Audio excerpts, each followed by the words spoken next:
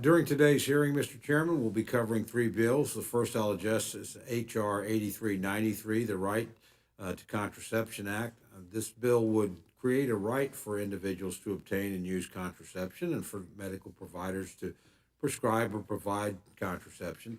I understand that Republicans on the Energy and Commerce Committee, which has jurisdiction over this matter, have raised several concerns about this legislation, including that it may require states to unequivocally permit access to abortion pills rather than contraception, and that it may require states to permit access to mail order or telemedicine abortion services, and that it is so broadly drafted that it may imply a right to contraceptive products that have not been approved by the FDA. I believe we should have a robust discussion on these topics with our witnesses today. We'll also be considering an additional bill, which the majority is calling the Respect for Marriage Act, on very short notice. Indeed, up until noon, we did not know we were going to be considering this bill, let alone what the text entailed. Majorities once again failing to even pretend to adhere to regular order. This is deeply concerning. Instead of working through the committees of jurisdiction, the majority instead drafted this bill behind closed doors in the Speaker's office and sent it straight to the Rules Committee after giving members just 1 hour to review it. To say this process stinks is an understatement. Indeed, it's no process at all. But given how the current majority has treated the House, this Congress, between fundamentally changing the way the House operates through proxy voting to completely locking down alternative ideas to writing bills in the Speaker's office instead of committee, I should not be surprised. We will also be considering H.R. 8294, a package of six bills covering six of the 12 appropriations titles for the fiscal year 2023. As the vice-ranking member of the Appropriations Committee, I've previously had the chance to consider these bills in that committee. While I am encouraged that the House is moving ahead with the 2023 appropriations process, I have deep reservations about this package, as I do with all 12 of the bills produced and reported by the Appropriations Committee last month.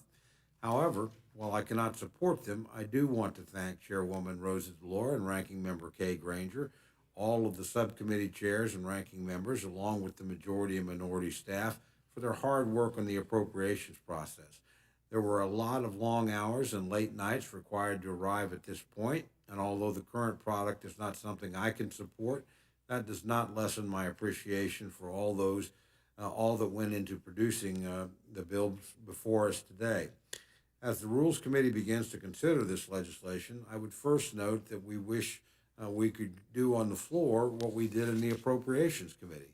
That is to say, I would have liked to consider each of these bills individually on their own merits, where any member could bring up any amendment they wish to propose changes.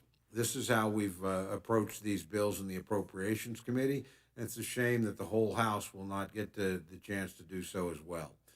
Second, I expect today's hearing and the ultimate disposition of today's package on the floor to be partisan.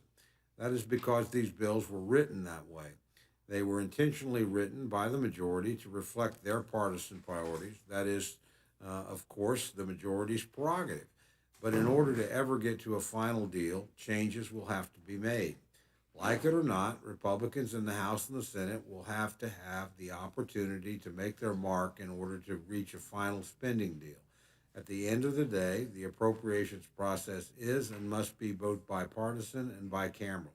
And I expect that before the end of the year, we will do what we did earlier this year in the FY 2022 process and ultimately find common ground. The alternative to a bipartisan bicameral deal is a year-long continuing resolution or worse, a government shutdown.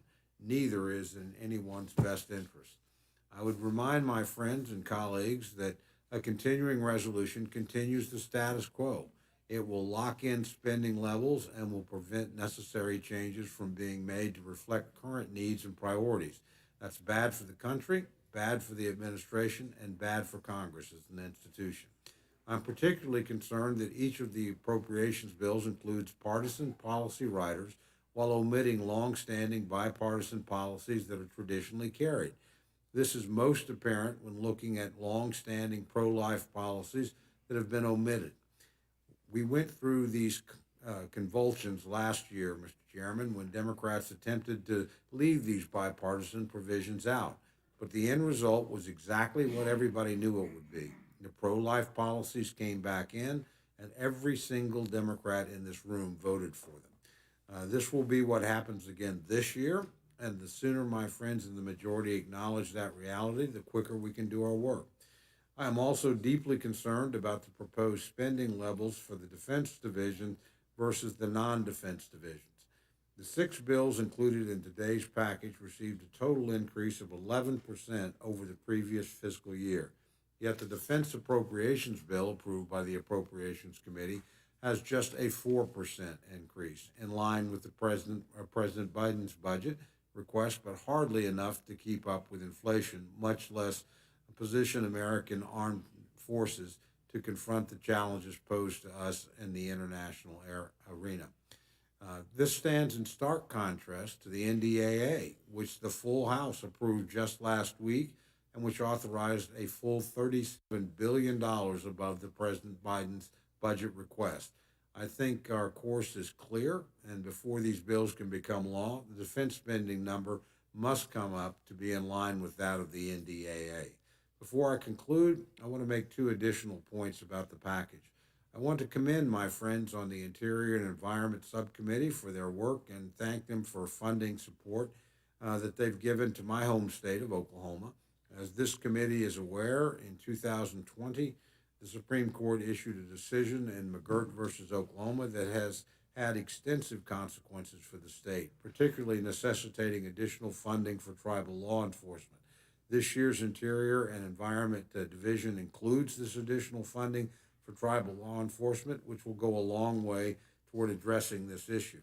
Additional funding for the federal law enforcement to address McGirt has been made available in the Commerce, Justice, and Science title, and I'll have more to say about that topic if we consider that bill. Finally, I want to commend Chair DeLauro and Ranking Member Granger for the committee's good work in managing the process for individual community project funding items. Each of these six bills, but particularly the Transportation, Housing, and Urban Development Division, includes these projects. Returning to this process has enabled members on both sides of the aisle to advocate for their own communities rather than relying on the goodwill of bureaucrats who may or may not know the realities on the ground.